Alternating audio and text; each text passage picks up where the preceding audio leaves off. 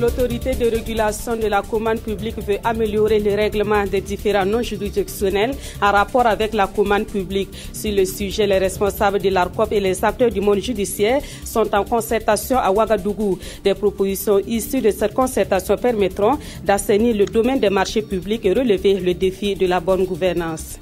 Bonjour à toutes et à tous. Merci de suivre cette édition. Tout d'abord, nous prenons la direction du palais de Kosiam. Le président du Faso a reçu ce matin le secrétaire d'État aux affaires étrangères de l'Espagne. Au menu des échanges, le renforcement des liens d'amitié et de coopération entre Madrid et Ouagadougou. On apprend que cette coopération sera renforcée dans le domaine de la sécurité et de la lutte contre le terrorisme. Le point de cette audience avec Roger Kam et Nyarkiteda. En ligne de mire de cette audience, transmettre l'amitié de l'Espagne au Burkina Faso et à son peuple, mais aussi et surtout traduire la volonté de son pays pour le renforcement des relations entre Madrid et Ouagadougou. Déjà, l'Espagne s'engage à soutenir le Burkina Faso dans la lutte contre le terrorisme. Le terrorisme est une menace globale aujourd'hui et nous pensons que c'est un domaine dans lequel nous pouvons le faire. Nous pouvons le faire en échangeant des informations, qui est un élément essentiel, mais aussi en pouvant transmettre notre expérience aux forces de l'ordre au Burkina. Il y a déjà des échanges, des membres de votre police et votre gendarmerie et qui vont en visite en Espagne pour recevoir des cours. L'Espagne accorde également du prix au domaine de la coopération au développement en ciblant des domaines clés pour le Burkina. Le président lui-même a mentionné certains secteurs. Il a mentionné très particulièrement l'agriculture et l'élevage comme un domaine dans lequel il pourrait y avoir une coopération. Il a mentionné aussi les énergies renouvelables dans lesquelles l'Espagne est un pays important qui a déjà un certain temps de grandes sociétés espagnoles qui font des projets d'énergie renouvelable, surtout dans le domaine du solaire. Donc c'est un autre domaine dans lequel nous pouvons travailler ensemble. Les logements sociaux pour les Burkinabés retiennent aussi l'attention de l'Espagne qui dit soutenir le gouvernement dans ce vaste projet. Au menu également des échanges entre le président Kaboré et le diplomate espagnol, la possibilité pour les entreprises des deux pays de collaborer et de travailler ensemble.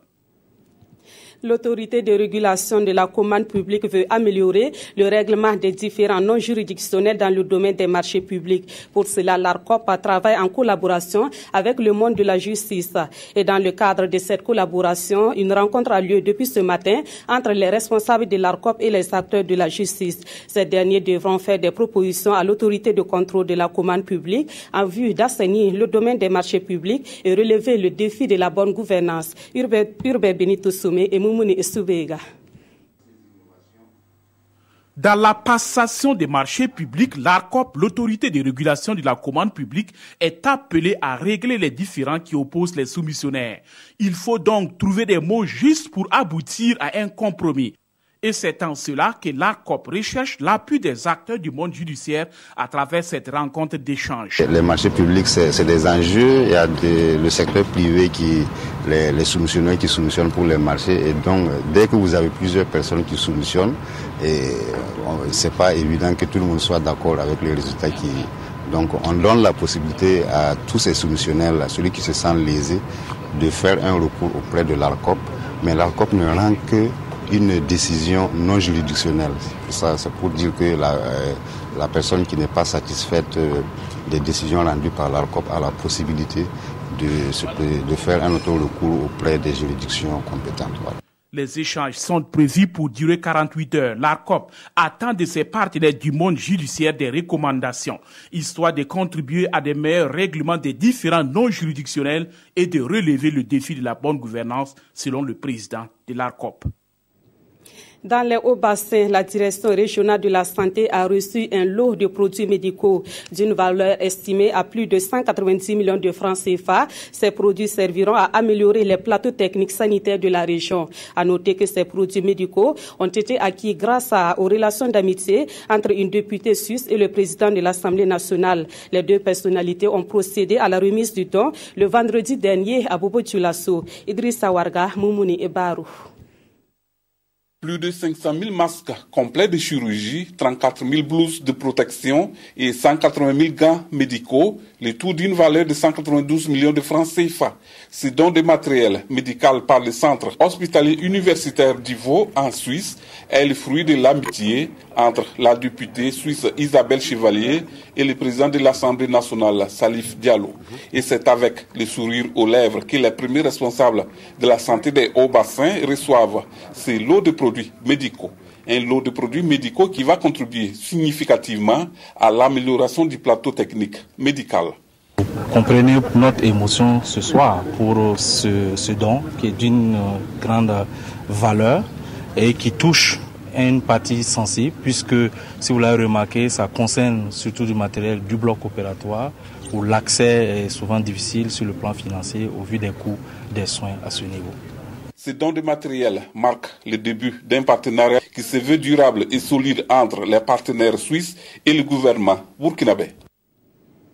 Les Parlements des jeunes du Burkina Faso se lancent pour défi d'assumer efficacement la mission qu'il s'est assignée. Pour cela, il a entrepris de former ses membres sur le droit et le processus du travail parlementaire. Des modules tels que l'organisation du Parlement et les textes de loi qui régissent le pouvoir législatif seront dispensés aux bénéficiaires de la formation. La formation se tient depuis le 2 juillet dernier à Ouagadougou. Jean Zongo, Ismaël Diloma, Sirima. S'unir et réfléchir sur les maux qui minent la société burkinabé. Ces jeunes veulent aller dans cette direction, d'où leur organisation en gouvernement et en parlement des jeunes. Ainsi, à cette rencontre, ils veulent s'outiller sur la question des droits parlementaires et aussi apprendre à proposer des projets de loi. Au niveau aussi de l'Assemblée nationale, de notre jeune assemblée, simulation des députés, nous avons aussi, par exemple, concernant le chômage qui est un problème au Burkina ici, nous avons déjà des projets que nous voulons mettre en œuvre pour transmettre à nos autorités. Mais avant cela, l'heure est à la formation.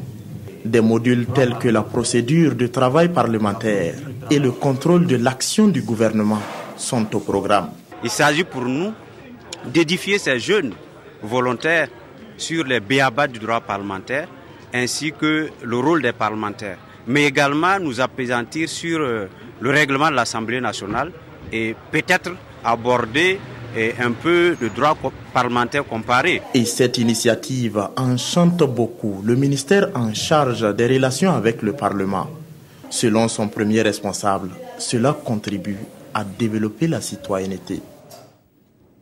Autre point de l'actualité, le vendredi dernier, le ministre de l'Eau et de l'Assainissement était dans quelques villages de la région des Cascades. Une visite de terrain pour constater la mise en œuvre du programme présidentiel Eau et Assainissement. Ce programme s'exécute bien sur le terrain. C'est en tout cas le constat fait par le ministre Ambroise Ouedraogo. Le film de la tournée dans ce reportage de Karim Ilboudo et Kadou Romenki.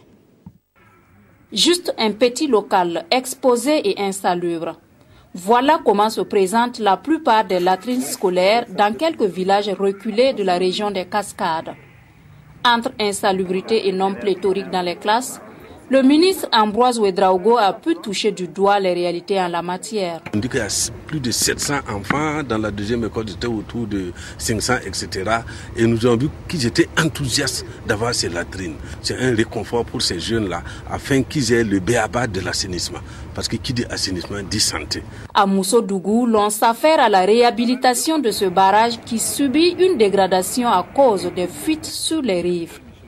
Un barrage qui est pour la ville de Banfoura ce que Ziga est pour la ville de Ouagadougou. Ce barrage-là, c'est un peu la clé de voûte actuellement de la gestion des eaux de la Haute-Comoé, ce qu'on appelle la Haute-Comoé.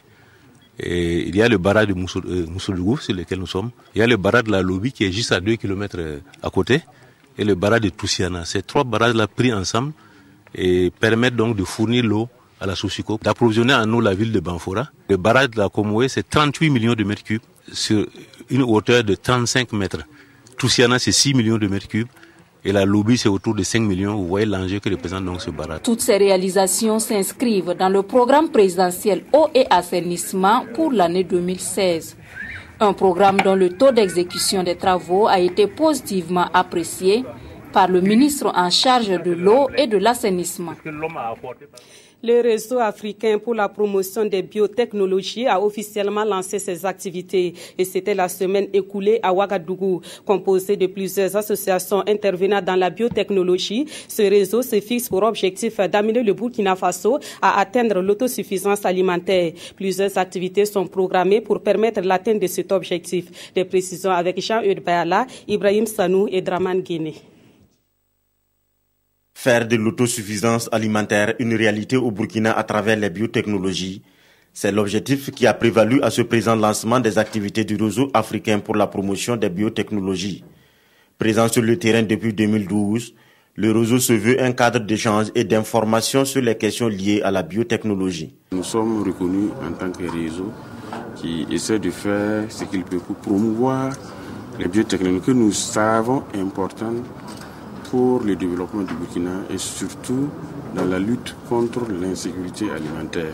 Dans son exposé, le docteur Oumar Traoré montre ici les avantages du coton BT pour les producteurs, malgré le retour du Burkina au coton conventionnel. Je pense que le coton BT, la question qui s'est posée, les problèmes qui sont posés récemment là-dessus, je pense qu'il faudrait aussi que vous ayez au niveau des producteurs eux-mêmes. Demandez aux producteurs de coton, producteurs de coton, ce n'est pas des représentants de producteurs, des producteurs de coton, s'il y en a qui ne veulent pas cultiver le coton BT. Donc la vérité se trouve à leur niveau. Le réseau africain pour la promotion des biotechnologies est un regroupement de plusieurs associations. Il compte poursuivre son action d'information sur le terrain afin de lever le mythe autour des biotechnologies. Dans l'actualité également, la finale internationale du concours Tébatteur s'est terminée le vendredi dernier à Bobo-Dioulasso. À cette compétition chez les élèves, le lycée Ouézin Koulibaly a affronté le lycée municipal de Port-Boué. Chez les étudiants, l'université Ouaga 2 était face à l'université Félix Houphouët-Boigny de Cocody. Et ce sont le lycée municipal de Port-Boué et l'université Ouaga 2 qui ont raflé les meilleures places à cette finale. On voit cela avec Hassan Gourabou et Ali Traoré. Convaincre à travers la parole, c'est l'exercice qui réunit ici à Bobo-Dioulasso des lycées et universités du Burkina et de la Côte d'Ivoire. Pour cette finale internationale, des thèmes en rapport avec la réconciliation nationale et également sur le panafricanisme sont au centre des débats. Vu que la question de la stabilité du développement se pose, il est de notre devoir de questionner un peu cet aspect de notre histoire pour voir est-ce qu'il faut opter pour le micro-étatisme ou pour le fédéralisme. Je pense que les candidats ont bien abordé ce sujet.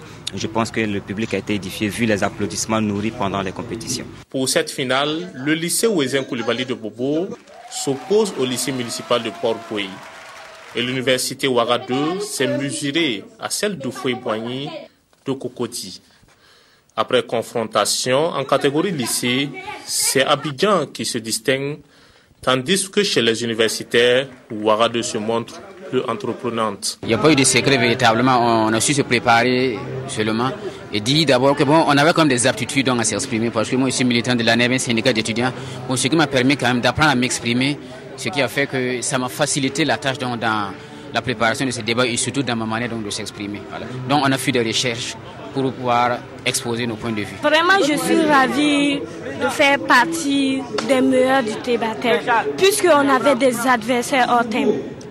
Moi-même, j'étais frustrée, j'avais vraiment peur. Les meilleurs de chaque catégorie ont été récompensés à cette finale internationale des Tébatteurs.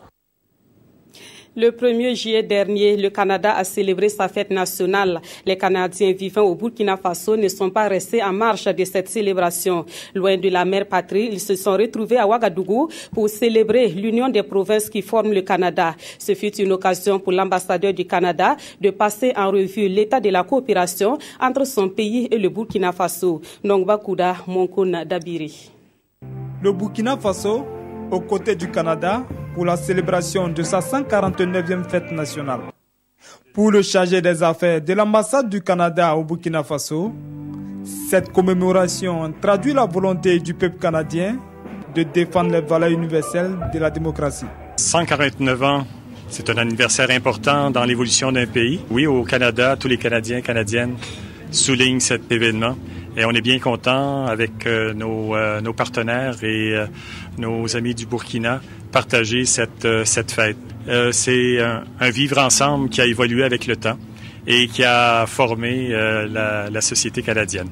L'axe Ouagadougou-Ottawa se porte bien, précise Luc Pincens. Le Canada soutient le Burkina Faso dans ses efforts de développement, notamment dans les secteurs de l'éducation, de la bonne gouvernance et du développement économique. Une coopération que le chef de la diplomatie veut voir étendre au domaine de la sécurité. Nous sommes confrontés aux défis sécuritaires et c'est important pour nous, c'est important aussi pour le privé canadien qui a beaucoup d'intérêt dans ce pays et surtout dans des zones très très sensibles de notre pays comme le nord et le Sahel. Et ce sont des discussions que nous allons entamer avec nos amis du Canada. Le Canada est surtout présent au Burkina Faso dans le secteur minier. Et désormais, le secteur privé canadien veut soutenir le Burkina pour l'exploitation de l'énergie solaire, a martelé Luc Pincens. Retour au Burkina Faso où l'actualité est aussi dominée par la nouvelle interdiction de voyager à l'encontre des responsables du Congrès pour la démocratie et le progrès. Les parutions du jour en parlent dans leur colonne. À la une des journaux également, la liberté provisoire pour le commandant Aziz Korogo et l'affaire Gibril Bassolé. La revue de presse est avec Sibidi Issa Lankwande.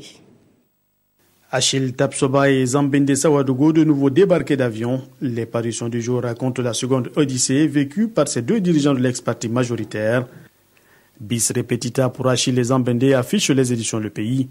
Comme le 5 juin dernier, ils ont encore été empêchés de se rendre en Côte d'Ivoire sans que les policiers chargés de leur débarquement n'aient pipé mot sur les motifs. Les 45 minutes de demande d'explication n'y feront rien, les policiers répétant à tue-tête que l'ordre venait de la hiérarchie. Font-ils aussi peur, s'exclame l'Express du Faso. Que leur reproche-t-on au juste, se questionne encore le journal. Qu'on nous le dise une bonne fois pour toutes parce que le peuple a besoin de savoir. Cet énième débarquement ne dégage ni plus ni moins qu'une odeur de règlement de compte entre anciens camarades, mentionne le quotidien. Cet imbroglio n'a que trop duré et à force de vouloir ridiculiser ses amis d'hier, le pouvoir en place ne réussira qu'à en faire des martyrs d'un autre genre, ce qui les élève plutôt aux yeux de l'opinion, écrit le journal. Autre sujet à la une, les parutions annoncent à l'unanimité la liberté provisoire accordée au commandant Aziz Korogo dans l'affaire du putsch de septembre 2016. L'ex-chef de corps du RSP est hors des geôles depuis vendredi dernier. Une liberté provisoire qui vient allonger la longue liste des bénéficiaires libérés pour des raisons de santé. Mais pour ce cas-ci, affirme l'observateur Palga, difficile de dire s'il s'inscrit dans le même registre.